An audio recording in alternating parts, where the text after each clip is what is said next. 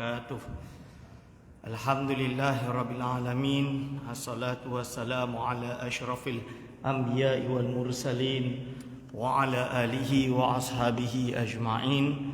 Wala haula wala quwwata illa billahil aliyil azim. Allahumma la sahla illa ma ja'altahu sahla wa anta taj'alu hazana idza syi'ta sahla. Rabbi shrah li sadri wa yassir li amri wahlul 'uqdatam min lisani yafqahu qawli. Amma ba'du. Kepada yang terhormat Imam Besar Masjid Negeri Sembilan yang saya kasihi, kepada segenap asatizah, para alim ulama, para imam, wabil khusus kepada segenap hadiri wal hadir hafizakumullah. Maaf lambat sikit, mesyuarat habis 5.30. Tak tahu dari Shah Alam 5.30 sampai sini sampai 7.30. Sebab apa tu saya tak tahu. Wallahu a'lam. Bismillahirrahmanirrahim. Kita sambung ke surat 170, pendapat B tafsir, iaitu boleh jika yakin dibunuh kerana berhubungan dengan hakul adami. Iaitu tentang boleh jika yakin dibunuh. Jadi mayat tersebut, jenazah tersebut boleh untuk dilakukan bedah siasat sekiranya diyakini dia dibunuh. Kerana ini adalah berkaitan dengan hakul adami. Kita nak tahu siapa yang bunuh dia. Dia mati sebab dibunuh ke? Atau sebab dia sakit jantung pun. Kan? Yang kedua, tidak boleh jika tidak yakin kerana ibarah menuntut ada keyakinan. Kalau tak sampai derajat yakin dia dibunuh, tak boleh melakukan otopsi. Ini menurut pendapat B lah. Belum tentu. Ini bukan jawapan, dia masih pendapat. Hujah dia datang dari mana? Iaitu wal qatlu zulman, daripada Bujairumi al-Khatib. Udwanan akbarul kabair ba'da syirki billah wa mujibun lil istihqaqil uqubati fid dunya min haitsu haqqul adami wa fil akhirati min haitsu haqqullahi ta'ala wa yasqutu haqqullahi ta'ala bitaubati sahihah li annaha sahihatun minhu ala rajih atau bil haji al mabruri ala sahih. Maaf. La bi taslimi nafsihi lil qatli. Wa yasqutu haqqul adami bil afwi walau majanan wa bil qawadi atau bi akhdhi diyati fala mutalabata lahu fil akhirah. Jadi dalam ibarat yang ini dia menyebutkan bahawa pembunuhan ini benda yang dosa besar. Bila dosa besar, salah satu dia kena akan mendapat hukuman di dunia sebagai hak adami. Dan di akhirah, dari segi hak Allah Subhanahu wa taala, cuma hukuman akhirat ni boleh gugur dengan taubat yang sahihah. Tapi kalau di dunia dia adalah hak Adam. Kalau tak dihalalkan tak boleh lah. Ni ibarat tersebut. Jadi dia nak tekankan bahawa ketika seseorang itu meninggal, dia dibunuh kerana ada besarnya hak anak Adam itu menyebabkan dia boleh untuk derajat darurat. Menyebabkan dia boleh untuk dilakukan perkara yang melanggar syariat. Syariat melarang mayat yang dah meninggal, dah ditanam untuk dikorek, untuk diotopsi. Tapi kerana hak Adam, ini darurat ni. Lebih kurang macam tu. Lalu diambil ibarat seterusnya. Juga dalam Bujairumi menyatakan, walau bala'a malan li ghairihi wa talabahu sahibuhu kama fi raddah walam yatman mislahu aw qimatahu ahadun minal warthah aw ghairuhum kama fi raddah nubisha wa syaqqa jawfuhu. Seseorang dia tertelan harta, duit contoh dia, orang lain, harta duit orang lain, lepas tu dia mati. Pemilik duit tersebut nak balik, ahli waris tak boleh nak bayar, tak ada duit nak bayar atau tak membayarnya, maka bolehlah dia korek balik kubur, kita operate perut dia.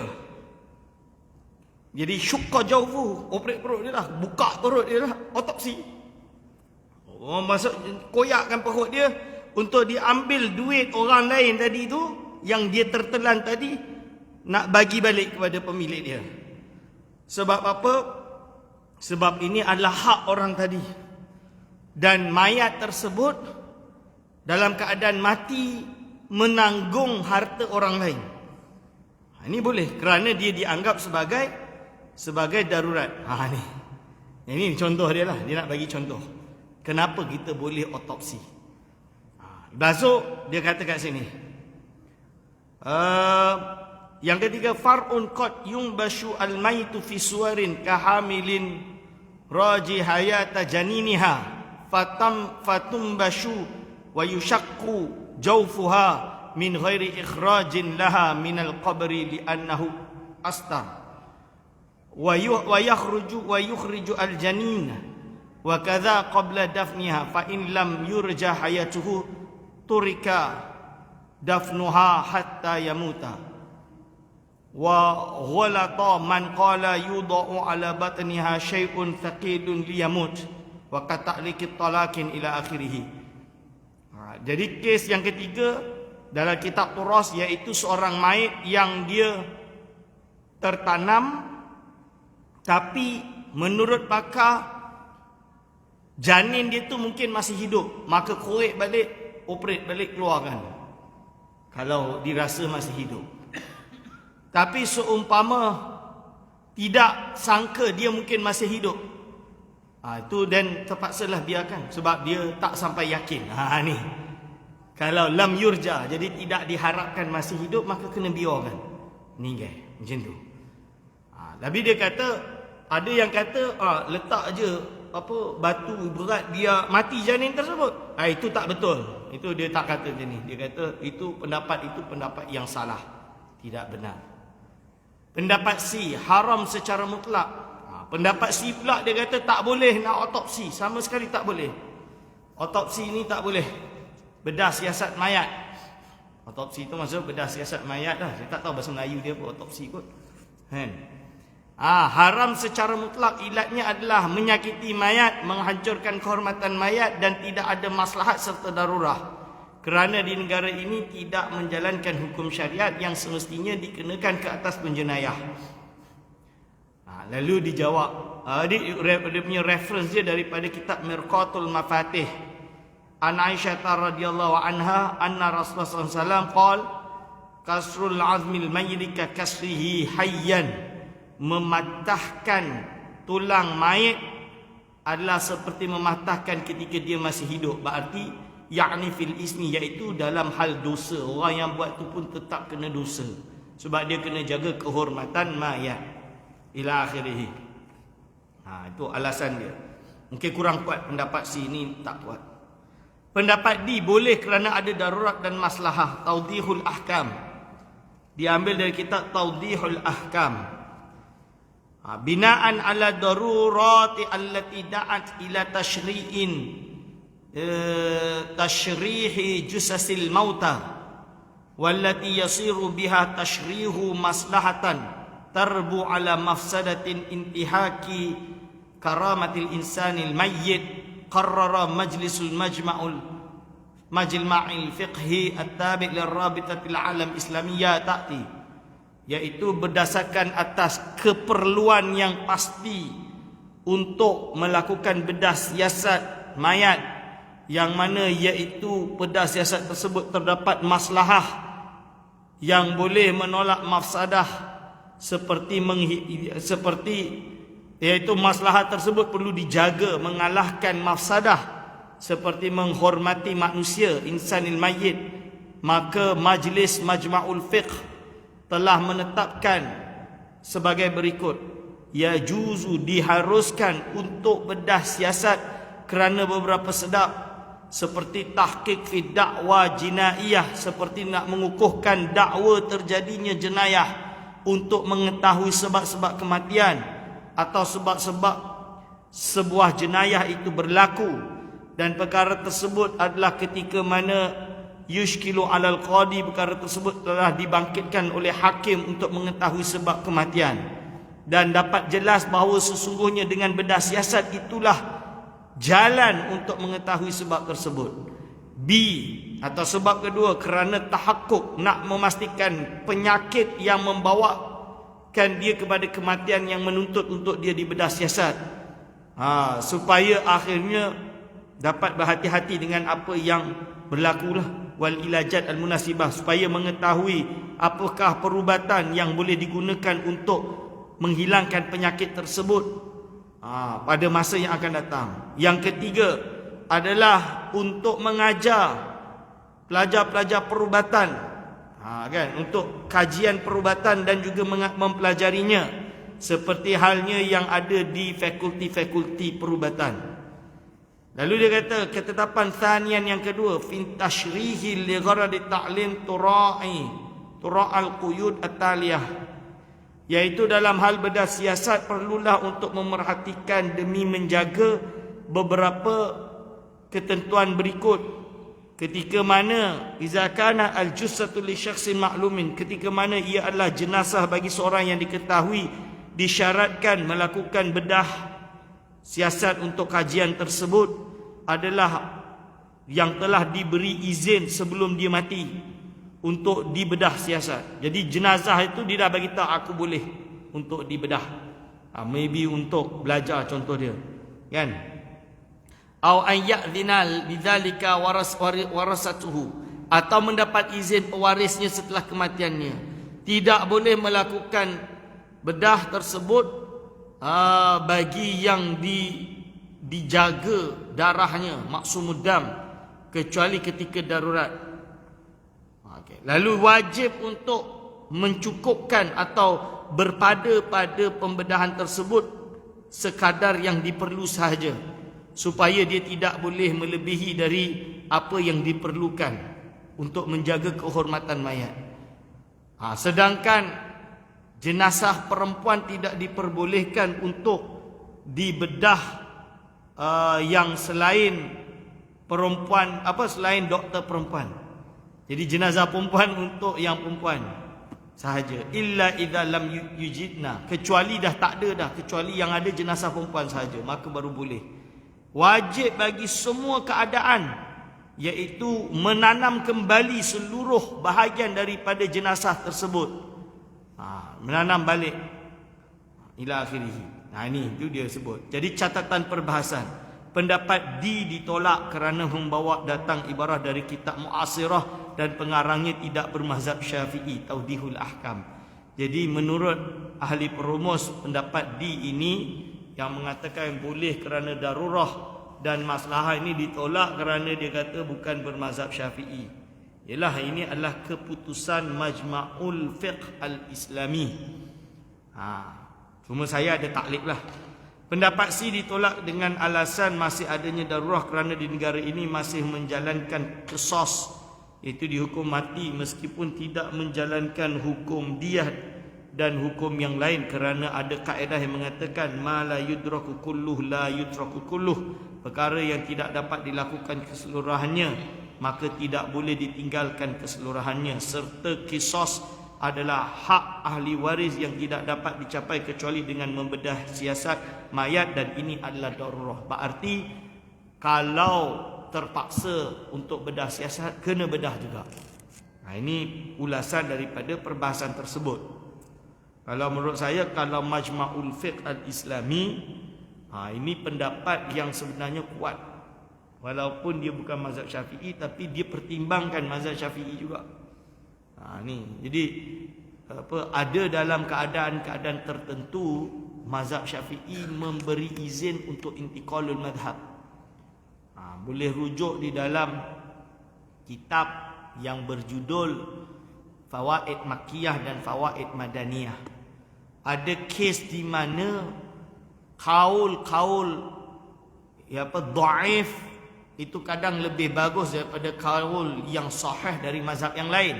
Pertama, ada yang berpendapat pindah mazhab yang lain dalam keadaan tidak mengganggu status qadiyah amalan tersebut, tidak terjadi talfiq yang boleh membatalkan boleh mengkharkil ijma', mencari-cari ijma', maka itu diperbolehkan secara luas. Ini. Dan banyak hal di dalam fatwa ulama terdahulu menunjukkan isyarah walaupun mereka bermazhab, tapi ada keadaannya mereka intiqal mazhab. Contoh dia mazhab Syafi'i, Al-Imam Ibn Hajar Al-Haytami, dia memilih pendapat dari mazhab Maliki dalam hal air musta'mal, itu dia tidak memakai air musta'mal. Itu ada dalam kitab Tuhfah misalan dia, yang dinukil dari ijtihad Imam Al-Ghazali, yang merasa pendapat mazhab Syafi'i mungkin agak sedikit payah dalam beberapa hal. Ini saya bagi contoh lain adalah isu jabirah, orang yang aksiden lepas tu patah tangan, bangun-bangun dah pakai gips. Dah pakai apa nama dia? Pakai benda tu dah. Kan? Yang putih tu. Semen. Pakai semen. Contoh dia dalam mazhab Syafi'i, dia kena i'adah solat. Sebab apa? Bila dia pakai, dia tak wuduk dulu. Bila dia solat tu, solat dia tu masih kena i'adah solat.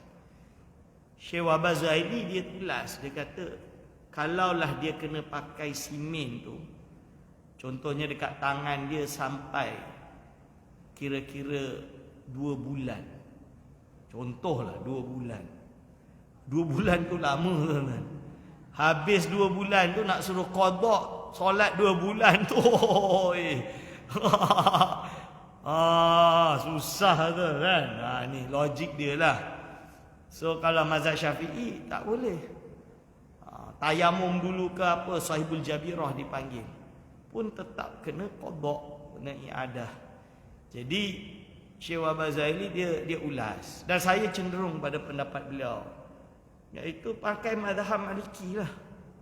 Di mazhab Maliki, contoh dia bab ini Maliki, dia cukup usap mashu. Jadi contoh dia semen, ambil air sini je, dia mashu, dia bukan basuh di luar tapi tak wuduk, tak apa. Mazhab Maliki macam tu. Cuma saya mengajarkan bila wuduk, kepala tu kena seluruh, kerana mazhab Maliki kena seluruh. Dan bila basuh ni kena tadlik. Tadlik tu ambil air kosok.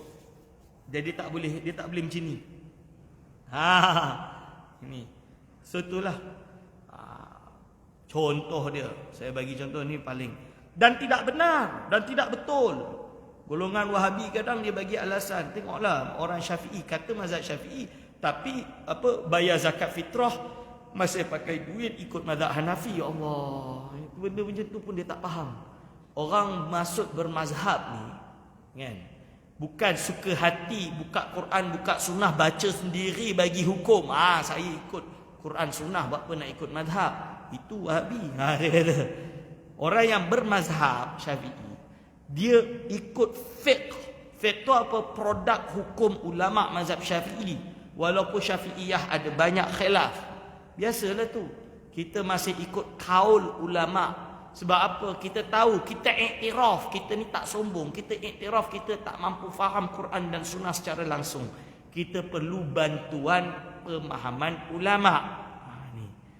Okay. Lalu boleh ke kita intikal mazhab Syafi'i tapi pakai mazhab lain? Siapa kata tak boleh langsung? Dia ada kaedah dia. Kan? Kaedah itu kita panggil dengan intiqalul mazhab, biar tidak terjadi taufik yang berbahaya. Sebab itu saya kata Wahabi dalam bab ini dia banyak berfalasi. Itu berfalasi itu apa? Falasi lah. Banyak mughalatat. Mughalatah. Jadi jangan dengar orang-orang yang kata begitu, alah ngaku mazhab Syafi'i tapi bayar zakat masih pakai mazhab Hanafi kan, pakai dengan qimah.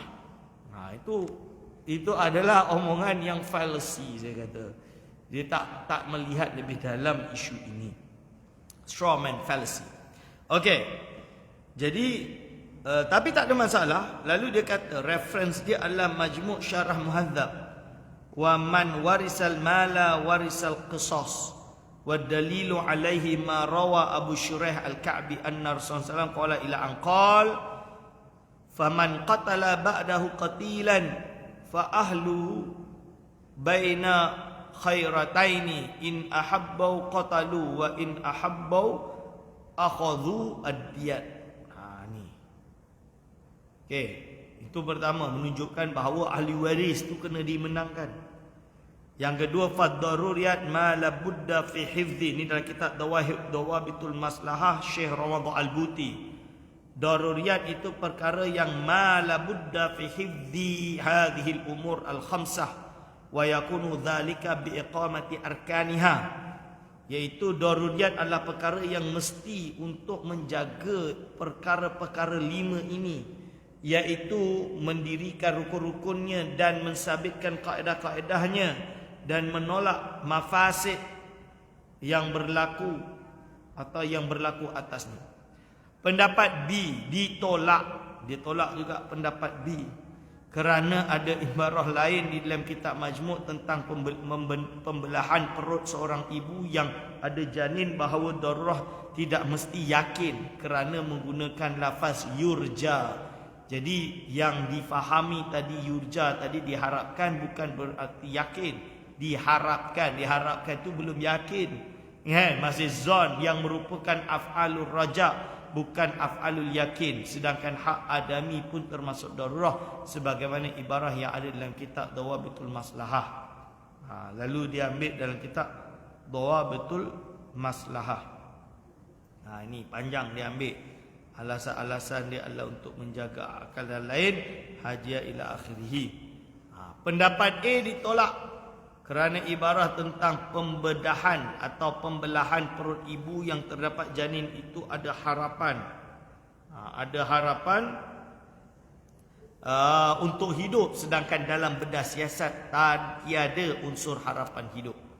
Perumus memberi penjelasan bahawa di dalam perumus ni berarti panelis lah, ustaz-ustaz yang duduk kat depan tu, memberi penjelasan bahawa di dalam bedah siasat terdapat makna yang terdapat dalam ayat walakum fil qisasi hayatun, sehingga jika kes jenayah terungkai dengan bedah siasat maka qisas dapat dilaksanakan. Keputusan dia tafsil. Boleh jika ada harapan boleh selesaikan masalah jenayah dan penyakit. Tidak boleh jika tiada harapan boleh selesaikan masalah jenayah dan penyakit. Hujah keputusan terakhir lagi simple. Tak payah yakin, tak yakin. Intinya kalau bedah boleh selesaikan, bedah. Kalau buat bedah pun tak boleh selesaikan, tak boleh bedah. Ini dia hadirin wal hadirat abizakumullah. Ini the wisdom of the perumus, dan disahihkan oleh musahhah. Ini. Jadi ibarat-ibarat dia sama juga, banyak yang sama daripada kitab Majmu' Syarah Muhadzab, I'anatul Talibin, Bujairami ala Khatib wa Dawabitul Maslahah, Hasyiatan dan lain-lain. Ini kitab-kitab dia yang telah dibaca hari itu. Soalan kedua, sekiranya si mati sendiri yang mewasiatkan untuk dilakukan bedah siasat pada tubuhnya, apakah sah wasiat tersebut? Pendapat A tidak sah kerana tidak memenuhi syarat-syarat musabih, iaitu mubah atau musafih tasarruful mal. Alasan dia tu pendapat A. Cuba dia punya hujah dia diambil dalam kitab Al-Yaqut An-Nafis oleh Imam Asy-Syatiri, ulama besar dari Yaman. Al-wasiyatul lughatan al-isalu wa syar'an tabarru'un bihaqqi mudhafin walau taqdiran lima ba'dal mauti laisa bitadbirin wala ta'liqi iqin ila anqal syurutul musa bi salasatun kaunuhu maqsudan wa kaunuhu qabilan linnaqli ikhtiyaran wa kaunuhu mubahan. Jadi ini bukan termasuk mubah, jadi tak boleh. Sebab syarat dia kena benda mubah. Jadi tak boleh nak wasiat alasannya. Wa syartul musa fi kaunuhu tasarrufan malian. Syarat benda yang akan diwasiatkan itu mestilah perkara yang berupa harta yang harus, maka tidak sah untuk mewasiatkan dalam hal kahwin, mengawin. Kerana dalam bab wasiat kahwinkan, kan, kahwinkan fulan. Contoh dia, ini Ini bukan benda yang boleh diwasiatkan, sebab dia bukan harta yang boleh ditasarufkan. Kerana selain bapa dan atuk, bapa wali mujbir lah, wali mujbir atau atuk, maka dia tidak boleh mengawinkan budak, contoh dia. Wala fi maksiatin, walaupun dan tidak boleh juga dalam hal kemaksiatan. Itu dia kata. Pendapat B kata tafsil, sah jika bedah siasat diperbolehkan. Pendapat B kata sah jika bedah siasat diperbolehkan. Yang kedua, tidak sah jika bedah siasat tidak diperbolehkan. Ni menurut B. Kalau memang dia dalam kategori sah yang boleh disiasatkan, boleh dibedah siasat, maka bolehlah. Kalau tak boleh. Menurut pendapat B, wasiat bukan hanya berbentuk maliyah tetapi juga umum. Hujah dia apa? Iaitu dia ambil dalam kitab Yaqut Nafis juga. Okey. Catatan perbahasan. Perintah untuk melakukan bedah siasat pada diri mayat setelah kematiannya tidak termasuk dalam bab wasiat ataupun isyak, kerana kedua bab ini hanya berkaitan dengan maliyah. Sedangkan bedah siasat bukan termasuk maliyah, akan tapi hanya berbentuk pesanan atau perintah. Ini keputusan mauquf. Keputusan perumus adalah tak dapat jawab. Boleh wasiat ke tak boleh wasiat? Keputusan dia mauquf, tak boleh nak jawab. Jadi tak ada jawapan. Tadi semua forget about it. Ni ajib. Soalan ketiga, tuan-tuan, sekiranya bedah siasat itu tidak diperbolehkan oleh syarak dan wasiat untuk melakukannya juga tidak sah, maka bagaimanakah solusinya? Jadi tak boleh oleh syarak, wasiat melakukannya juga tidak sah, maka bagaimanakah solusinya? Bahithin ditanya, perlukah soalan ini dibahas? Pendapat A, perlu, memandangkan pada zaman sekarang banyak terjadi bedah siasat yang tidak menetapati syarat ia diperbolehkan, diharapkan dapat menyelesaikan masalah jenayah dan penyakit.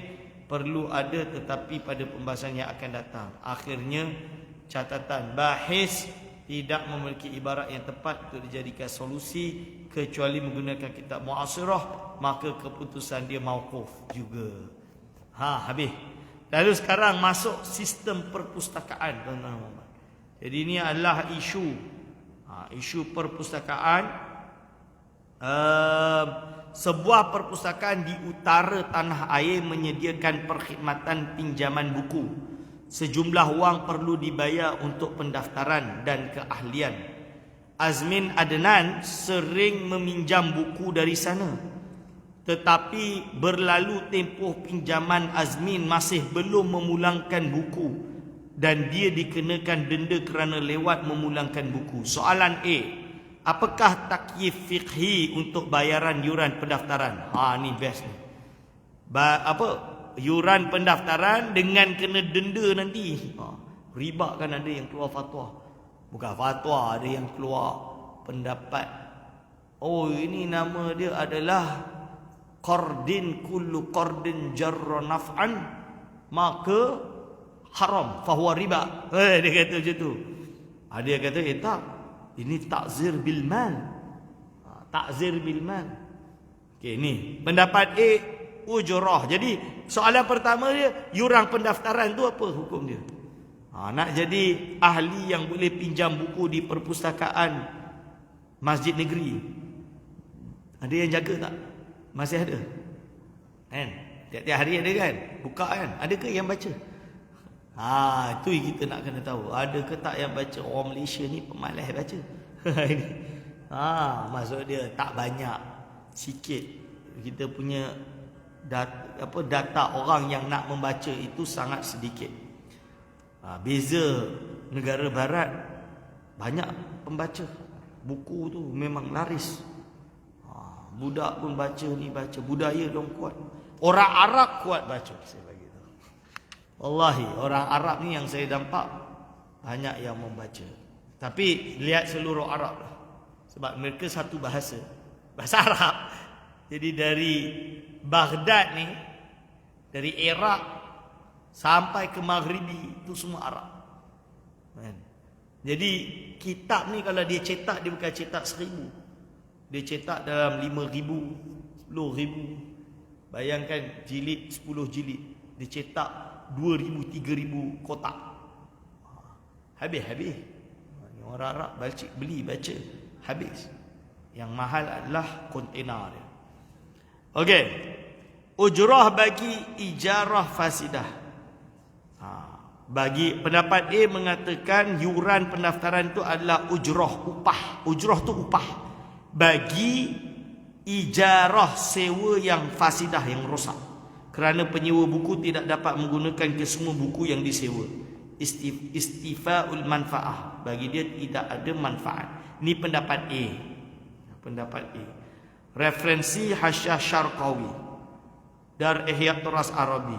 Wa syartu sihhatiha ay al-ijarah al-ilmu ay ilmul aqidaini bil muddati wal ujrati fala tasihu ma'al jahli bi syai'in minhuma lil gharari ila akhirih.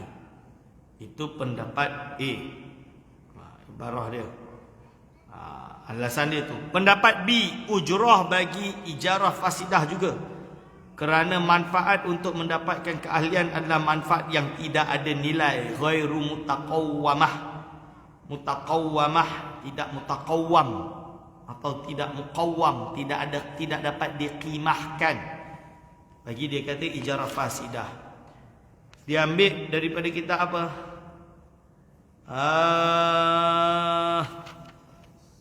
Yaqut Nafis, syurutul manfaati khamsatun kaunuha mutaqawwamah, dapat dikimahkan, wa kaunuha ma'lumah, wa kaunuha maqduratut taslim, wa kaunuha waqi'atan lil mustajir, wa kaunuha ghaira mutadamminatan istifa'in ainin qasdan.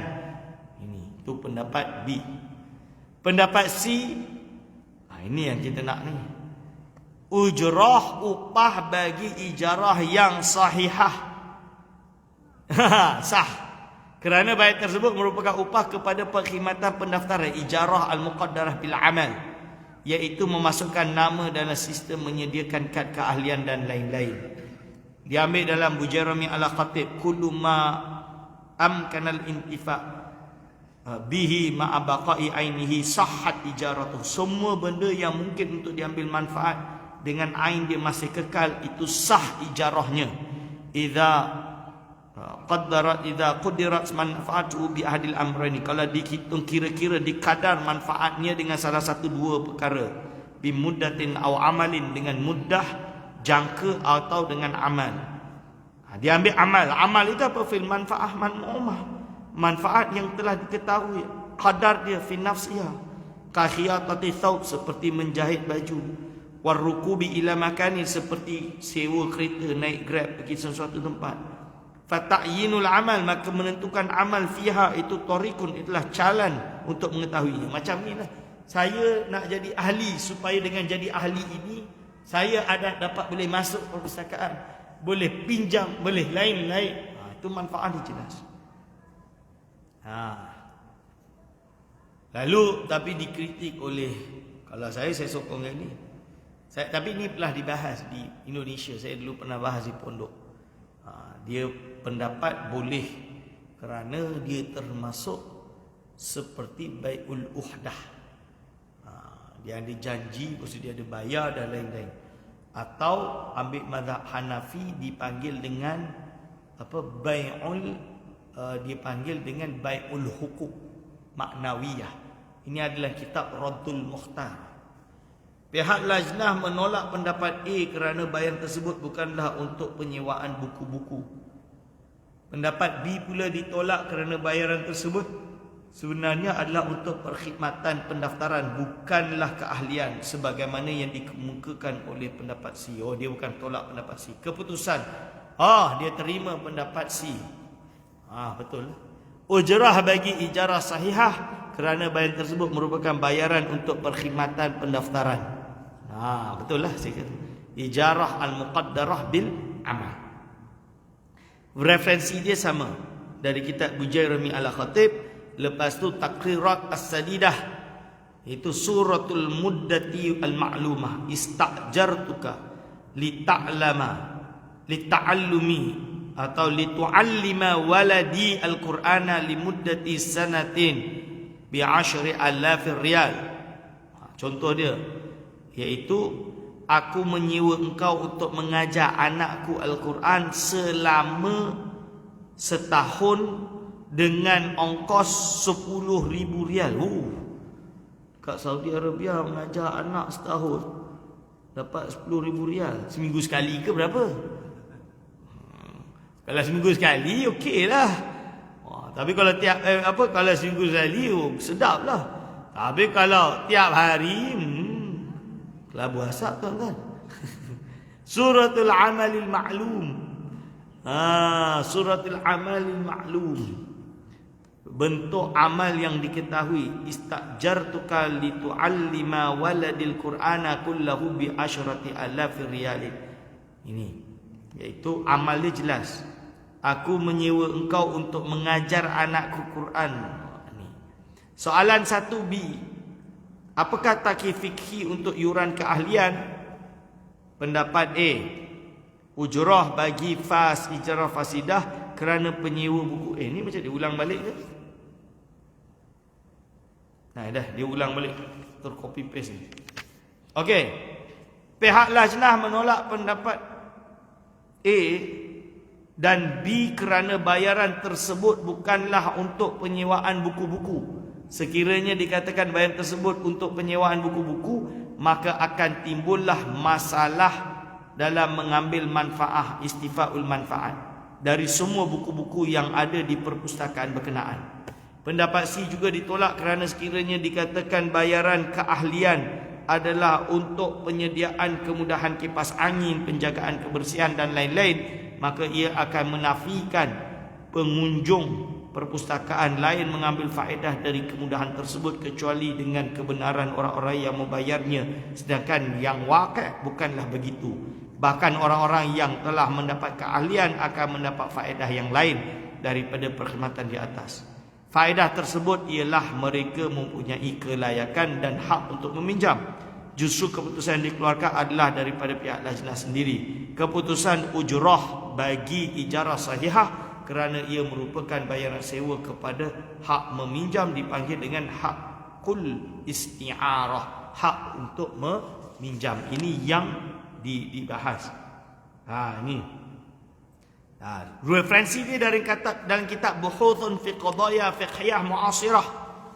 Iaitu apa? Darul Ulum Karachi.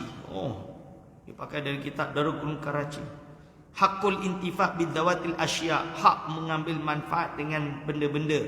Wa inna hadzal qisma minal huquq, bahagian ini termasuk dari hak-hak ibarat daripada istifadah dengan manafi', manfaat mal muta'alliqati yang berkaitan bidawatil a'yani, dengan ain-ain itu sendiri yang sebangsa harta. Fa in kana hadzal intifa' li muddati ma'lumah ila akhirih, itu hujah dia. Jadi dia pakai dengan hujah tersebut. Soalan 2. Apakah takyif fikhi untuk buku-buku yang dipinjam oleh Azmin dan perusahaan berkenaan? Macam mana dengan buku-buku tersebut? Pendapat semua bahisin berpendapat bahawa takyif fikhi untuk buku tersebut ialah benda yang dipinjam mengikut akad i'arah, akad pinjaman. Sebab apa dia punya ibarat? Kullu ma amkana intifa' bihi ma'a baqa'i ainihi jazat i'aratuhu idza kanat manafi'uhu atharan wa tajuzul 'ariyatu mutlaqatan wa muqayyadah bimuddah. Benda yang boleh diambil manfaat olehnya dan ain dia masih kekal, maka harus untuk meminjamnya.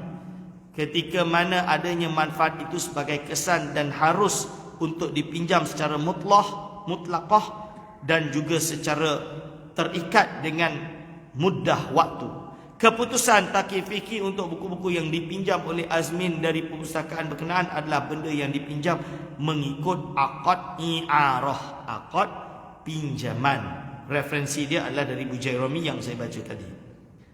Soalan ketiga, bolehkah Azmin berkongsi buku dengan orang lain dan alasannya? Boleh ke tak? Ni dia tanya. Boleh ke? Apakah alasannya? Tidak boleh. Kerana hanya memiliki manfaat dan tidak memiliki barang. dia pinjam, dia tak boleh pinjamkan lagi.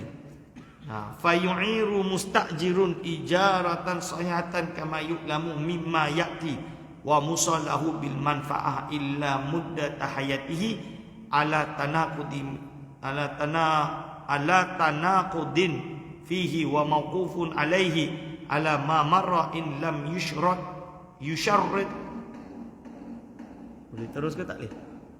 Boleh? Tambah 10 minit. Maaf lah.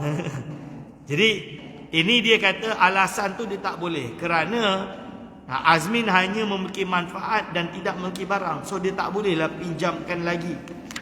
Itu dia bagi alasan macam tu. La yajuzu li musta'iri i'aratu ainin. Ibarat dia diambil juga daripada kitab I'anatut Talibin. Tidak boleh bagi orang yang meminjam untuk meminjam, untuk meminjamkan balik benda tersebut. Ai annahu la yamlikuha, sebab dia tidak memiliki barang tersebut. Wa innama yamliku ayyan tafi'a biha, dia hanya memiliki hak untuk mengambil manfaat barang tersebut. So dia tak boleh pinjamkan ke orang lain. Qauluhu bila idnin mu'irin, dengan iaitu dengan tanpa izin orang yang meminjam. Muta'alliqun bi i'aratin, yang bertakluk dengan i'arah. Ai i'arah bila iznin, iaitu i'arah tanpa izin. Mu'ir la tajuzu, tidak boleh. Ai amma bi iznihi fatajuz. Kalau pemilik asal izinkan baru boleh. Kalau pemilik asal tak izinkan, tak boleh pinjamkan lagi kepada orang lain. Ini. Okey, pendapat B tidak boleh kerana tiada memiliki manfaat. Diambil dari ibarat dari kitab Majmu', iaitu iza ista'ara rajulu ainan, kalau seorang lelaki meminjam benda bagi dia tidak falahu istifa'u manafi'i bi nafsihi wa bi wakilihi li'anna al-wakilan naibun anhu. Maka dia tidak ada maka baginya boleh mengambil manfaat untuk dirinya sendiri dan wakilnya. Kerana wakil itu gantian daripadanya. Maksud waman lam yamliku, orang yang tidak memiliki manfaat, seperti yang meminjam, maka tidak sah untuk meminjamkannya lagi kecuali dengan izin orang yang meminjamkan. Waman la yamlikun manfaat kamustahil li'annahu innama ubiha lahu al-intifa, kerana sesungguhnya dia hanya diperbolehkan untuk mengambil manfaat, maka dia tidak memiliki untuk tidak diberikan hak untuk meminjamkan kepada yang lain. Okay, lalu kesimpulan dia iaitu pendapat A ditolak. Pendapat A ditolak. Kumpulan pendapat B kerana ibarah yang ditampilkan pendapat A tidak mengatakan musta'in, orang yang meminjam barang yang memiliki manfaat barang yang dipinjam, melainkan hanya menyatakan musta'ir, orang yang meminjam memiliki kebolehan untuk mengambil manfaat barang pinjaman. Pendapat B menampilkan ibarah yang sharah jelas secara lafaz mengatakan musta'ir tidak memiliki manfaat barang pinjaman. Keputusan khilaf. Musahih menjelaskan ibarat yang ada dalam kitab Majmu' menampilkan khilaf. Meskipun pendapat yang ditampilkan muqabbil asah adalah pendapat Hanafiyah.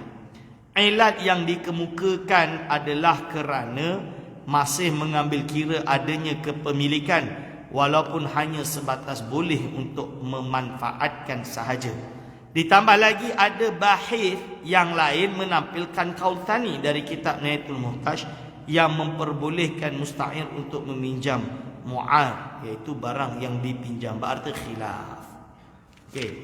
Lalu soalan keempat, bagaimana pula sekiranya Azmin mengenakan bayaran kepada orang tersebut, apakah alasannya? Pendapat A tidak boleh. Banyak sangat soalannya. Tidak boleh kerana musta'ir tidak memiliki manfaat barang dan hanya memiliki hak intifak. Boleh mengambil manfaat, itu saja. Dia tidak memiliki hak untuk meminjamkan balik dan dia nak ambil duit tu. Dia kata tak boleh. Alasan dia fayu'iru mustajir ijaratan sahihatan kama yu'lamu mimma ya'ti wa musallahu bil manfaati illa muddata hayatihi ala tanaqudin fihi. Ni ibarat yang tadilah dia pakai. Iza ista'ara syai'an falahu istifa'u manfaatihi bi nafsihi wa bi wakilihi. Orang yang meminjam sesuatu boleh baginya untuk gunakan manfaat itu untuk dirinya dan dengan wakilnya, kerana wakil itu naib baginya. Dan tangan dia seperti tangan wakil dia. Tangan wakil dia adalah seperti tangan dia sendiri. Ila akhirih. Pendapat B, hadza min babil aula, memberi pinjam sahaja tidak boleh, lebih-lebih lagi menyewakan. Pinjam pun dah tak boleh, nak sewakan lagi lah tak boleh. Dia bagi alasan tu. Keputusan tidak boleh berdasarkan ibarah yang ditampilkan pendapat A. Jadi alasan dia tak boleh lah.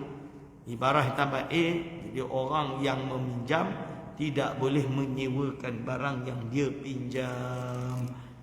Kan?